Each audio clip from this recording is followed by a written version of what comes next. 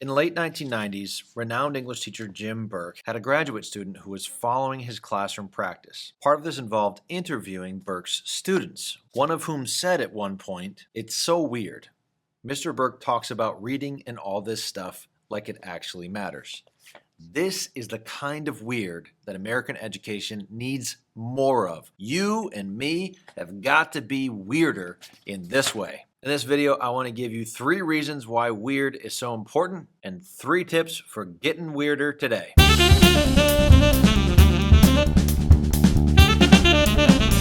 Reason number 1, you cannot make a counterculture without being weird. Colleague, you and I live in a culture where learning tends not to be valued. We approach school utilitarianly. We ask of our classes, programs, learning opportunities, what's in it for me? How does this improve my resume? How does this get me into a better college? How does this make me earn more money someday? This student thought Jim Burke was weird though, because Burke wasn't just worried about those things. I mean, look, he says Mr. Burke talks about reading and all this stuff like it actually matters, like it actually matters, not because it can help you someday to do what you want to do, although it does do that, but just because it is inherently valuable. To be a person that believes that what you teach, whether it's math or science, social studies, physical education, music, art, is important, is inherently beautiful, good, valuable, a net positive to human life. That makes you a weird person, and that kind of weird is required if you're going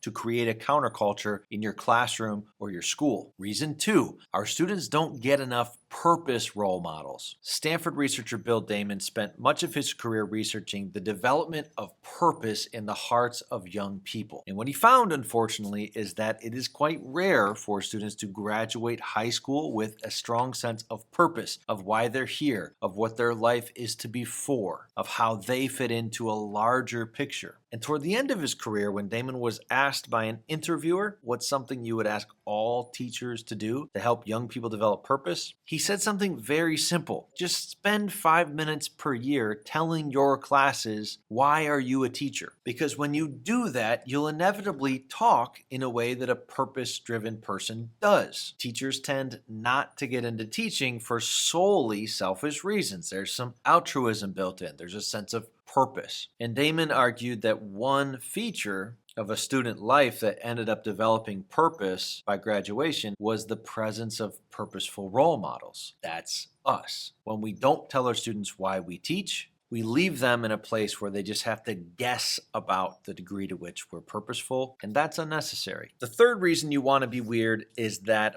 weirdness is novelty. And novelty is one of the avenues through which you can cultivate value in a young person. In my 5 key beliefs framework, value is the second belief, meaning that it is foundational to all that comes above it. And the top thinking tool I've created for thinking about value in my own classroom is the rainbow of why.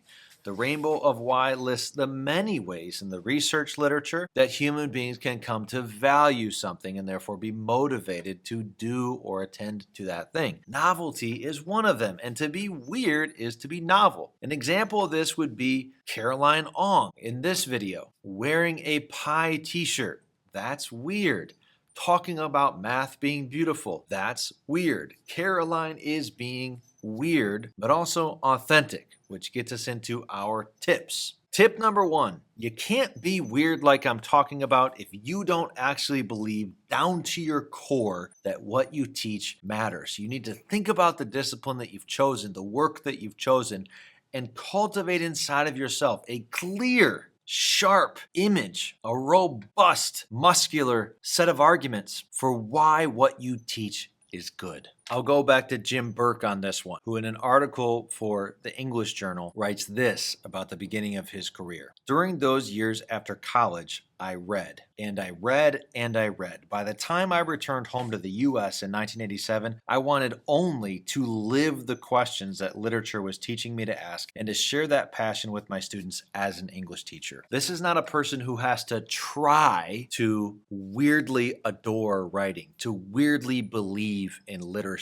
to have a top 1 percentile passion for the work that takes place in an English classroom. He doesn't have to try that because he is that. He knows that, like I know that the table I'm sitting on won't give way right now. It's gone from his head into his heart, from his intellect into his will. And that can happen for you too, but you have to think on these things over time in order for it to settle down into place. Tip number 2, talk to your students about why it matters and talk like it matters. I find that many times with my 9th graders, what convinces them most of the value of my classes is not always the words that I say. It's not always the little mini sermons. It's the degree to which I speak with just a calm, settled surety that we are not wasting our time here, that we are engaged in something beautiful and meaningful, that there is so much more at play than when am I ever going to use this someday. Because I'm very confident of that, I talk to my students as if that is true. But to be very practical, if you're not currently talking to your students regularly in short little statements or mini sermons about why what you all do is valuable in that class, start doing that. I literally keep track of it on an index card sometimes.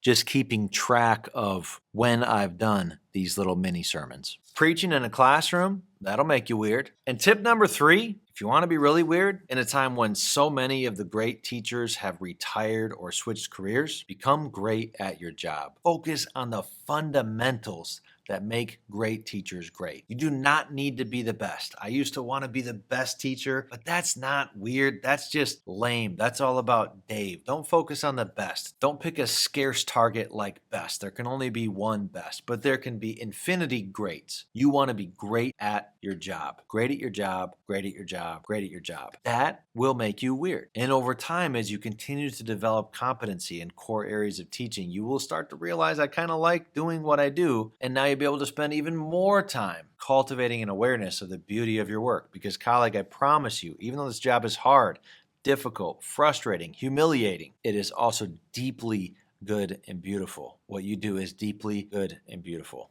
And hey, if you need help with this stuff, I've written books that are just focused on the fundamentals, deep dives, practical takes on getting good at the basics of teaching.